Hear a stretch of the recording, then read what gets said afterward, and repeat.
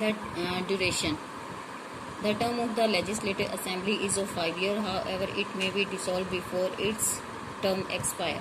यानी इसका कार्यकाल जो है 5 वर्ष का होता है। अविश्वास प्रस्ताव पास होने पर इसे जो है पहले भी बदला जा सकता है या इसे हटाया जा सकता है।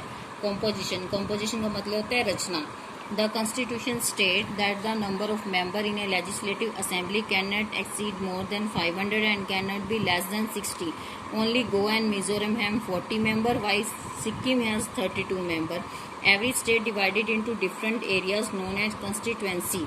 Let us take the example of a state of Uttar Pradesh, which is divided into 403 constituency. For each constituency, one representative is elected by the people. This representative may belong to any political party or can even be an independent candidate. The political party whose candidate win more than half the number of seats in a state in an election gain the majority and the form of the government. This is the called of simple majority system.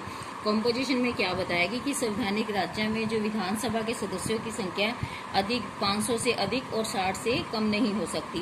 केवल गोवा और मिजोरम में 40 है। सिक्किम में जो है इसकी संख्या 32 है। इसी तरह से प्रत्येक राज्य के हर एक क्षेत्र को चुनाव क्षेत्र में बांटा जाता है। कॉन्स्टिट्यूएंसी का मतलब होता है चुनाव क्षेत्र में। आइए हम देखिए उत्तर प्रदेश का उदाहरण लेते हैं, जिसमें 403 जो है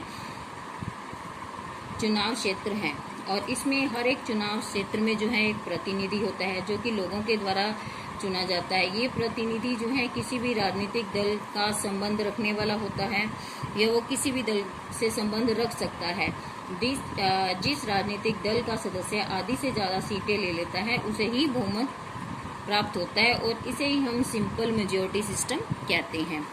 now presiding officer, the member of Vidhan Sabha elect from among themselves as a speaker, deputy speaker and the speaker presides over the meeting of the house, maintain order with the house, take votes on issues during the speaker absence is work done by the deputy speaker. इसमें क्या बताया गया है कि विधानसभा के सदस्यों में एक स्पीकर और डिप्टी स्पीकर चुना जाता है और जो इनका स्पीकर है सदनों की दोनों मीटिंग बुला सकता है और उनके बीच में कानून व्यवस्था बनाए रखने के लिए कोई भी किसी मुद्दों पर वो वोट ले सकता है और स्पीकर की अनुपस्थिति में यह कार्य जो है डिप्टी स्पीकर करता है।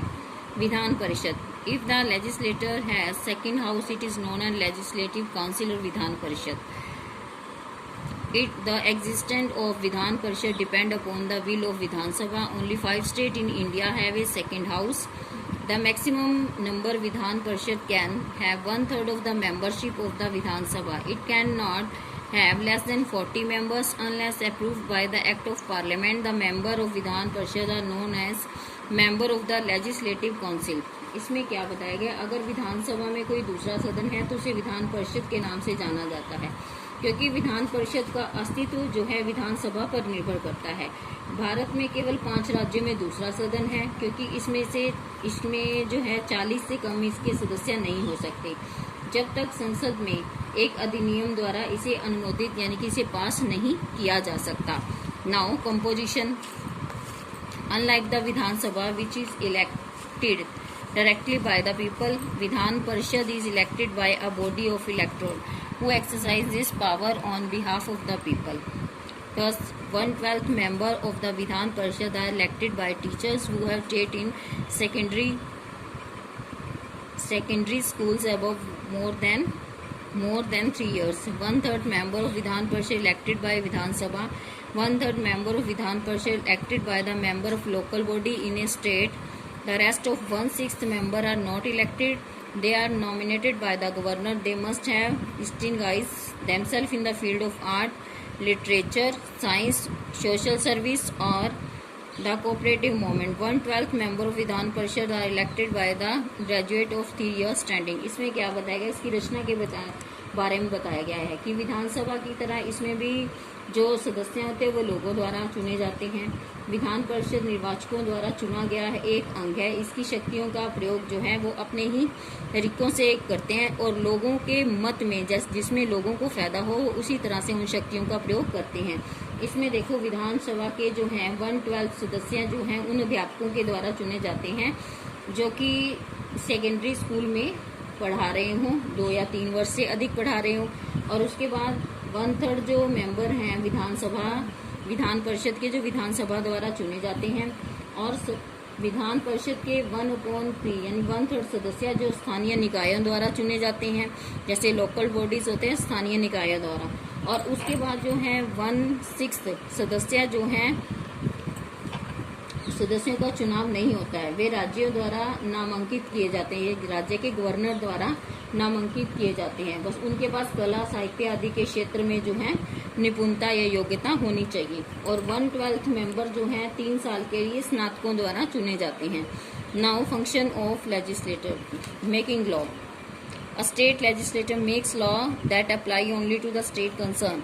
These are law on subjects that have to be dealt with according to the special needs of the state concerned. These subjects including agriculture, land revenue, public health, law and order, police, etc. are mentioned in a list called state list. A state legislator can also make law on the subject of the another list called concurrent list. इसमें क्या बताया गया है कि कानून बनाना। राज्य विधायिका है कानून बनाती हैं, उनके विषय जो ऐसे होते हैं जो राज्यों से संबंधित होते हैं और वो उन्हें विशेष आवश्यकताओं के अनुसार ही निपटा देती। इनमें जैसे भूमिकर, सार्वजनिक स्वास्थ्य, कानून व्यवस्था को बनाए रखना, ये सारी इसी सूची में शामिल है। और इसको जो है हम राज्य सूची भी कहते हैं। और राज्य विधायिका दूसरे विषयों पर भी कानून बनाती हैं जिसे हम समवर्ती सूची कहते हैं।